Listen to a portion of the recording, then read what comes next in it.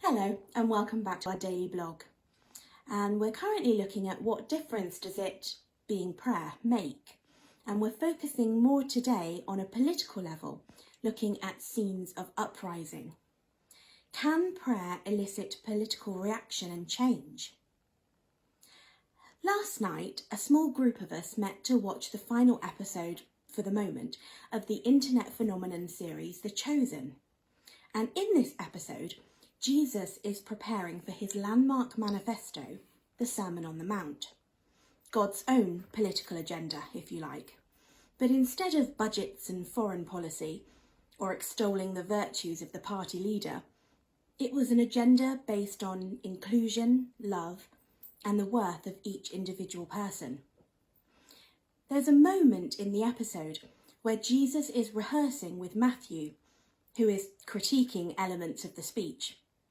Purely conjecture on the part of the storyteller, but a lovely vignette nonetheless, where Jesus reminds Matthew that he came to lead a revolution, not a revolt. His teachings and way of life were to change the hearts and minds of people, to change the landscape across the board, not cause an uprising or overthrow the powers that be. But that doesn't mean that prayer can't be used as a political action. Philip Yancey gives us an example in his book of an Hungarian pastor in the 1980s who ministered to an oppressed minority in Romania, whose name was Laszlo Tokes. His predecessor had supported the communist regime in Romania, but Tokes spoke out against them, which grew his congregation and anti-government protest, but also gained the attention of the police, who threatened him and tried to have him evicted. Hundreds of Christians, multi-denominational, surrounded Tokes' home to protect him. And when the police broke through their ranks, they marched into the town, now 200,000 strong, almost the entire population of the area.